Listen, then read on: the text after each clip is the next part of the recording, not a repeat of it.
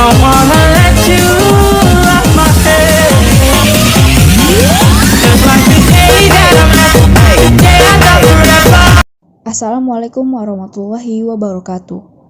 Halo semua, kami dari kelompok 22 akan menjelaskan tentang studi kasus pasar persaingan sempurna. Dan inilah anggota kelompok kami. Studi kasus pada pasar persaingan sempurna, perusahaan beras. Beras merupakan salah satu produk makanan pokok paling penting di dunia. Pernyataan ini terutama berlaku di benua Asia, tempat beras menjadi makanan pokok untuk mayoritas penduduk.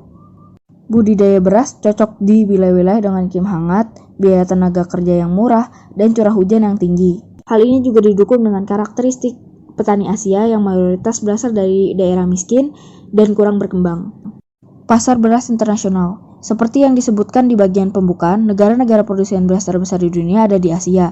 Nah, ini 5 produsen terbesar di dunia pada tahun 2014. Yang pertama ada Cina, kedua ada India, ketiga ada Indonesia, keempat ada Bangladesh, dan kelima ada Vietnam. Pasar perdagangan internasional beras sebenarnya hanya sangat sedikit. Hal ini didasarkan pada penelitian yang dilakukan oleh Bank Dunia. Terlebih lagi, suplai beras internasional berasal hanya dari 3 negara eksportir, yaitu Thailand, India, dan Vietnam. Sebagai respons terhadap situasi yang terjadi, berbagai negara di benua Asia telah menandatangani persetujuan ASEAN Plus 3 Emergency Rice Reserve yang mengatur bahwa total 0,78 ton juta beras akan disimpan bersama-sama oleh negara-negara yang berpartisipasi. Kontribusi beras paling signifikan dalam perjanjian ini berasal dari RRT, Jepang, dan Korea Selatan. Nah, meskipun Indonesia adalah negara terbesar ketiga memproduksi beras, tapi Indonesia masih tetap perlu mengimpor beras hampir setiap tahunnya. Produksi beras di Indonesia dinominasi oleh para petani kecil, bukan oleh perusahaan besar yang dimiliki oleh swasta atau negara. Berikut merupakan penghasil beras terbesar yang terdapat di Indonesia, di antaranya Sumatera Selatan, Jawa Barat, Jawa Tengah, Jawa Timur, dan Sulawesi Selatan. Pemerintah Indonesia menggunakan 2 cara untuk mencapai swasembada beras. Pada satu sisi, pemerintah mendorong para petani untuk meningkatkan produksi mereka dengan mendorong inovasi teknologi dan menyediakan pupuk bersubsidi. Strategi ini untuk sebagian besar menjadi sukses karena populasi Indonesia terus bertumbuh dan mengimplikasikan bahwa akan ada lebih banyak kebutuhan konsumsi makanan di masa depan.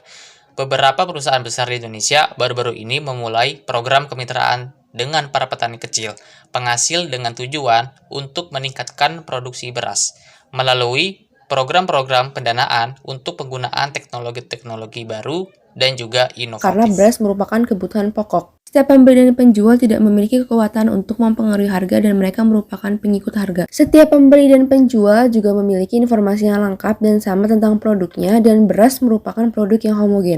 Perusahaan beras hanya satu di antara sekian banyak produsen beras. Kontribusi perusahaan tersebut terhadap produksi beras secara keseluruhan hanya bagian kecil dari jumlah produksi yang sangat besar. Berapapun jumlah beras yang dapat diproduksi perusahaan tersebut, harga keseimbangan beras di pasar tidak akan berubah. Dan dalam kurva permintaan beras untuk tiap perusahaan penghasil beras berbentuk garis lurus mendatar. Untuk industri secara keseluruhan, tetap suatu garis miring dari kanan atas ke kiri bawah. Dan ini merupakan gambar kurva permintaan dan penawaran pada pasar persaingan sempurna.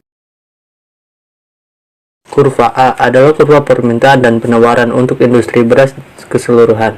Harga keseimbangan tercipta pada perpotongan kurva permintaan dan kurva penawaran.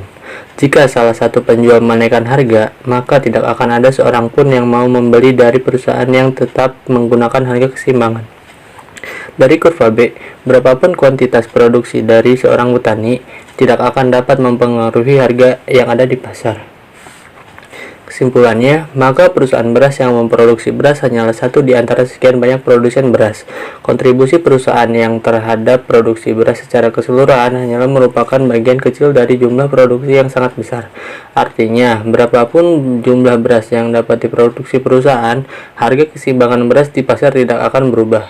Oleh karena itu, bila digambarkan dalam bentuk kurva, akan terlihat bahwa kurva permintaan beras untuk tiap perusahaan penghasil beras berbentuk garis lurus mendatar atau garis horizontal. Sedangkan untuk industri secara keseluruhan, kurva permintaan terhadap beras tetap merupakan suatu garis miring dari kanan atas ke kiri bawah.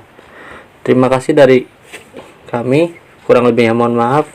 Wassalamualaikum warahmatullahi wabarakatuh.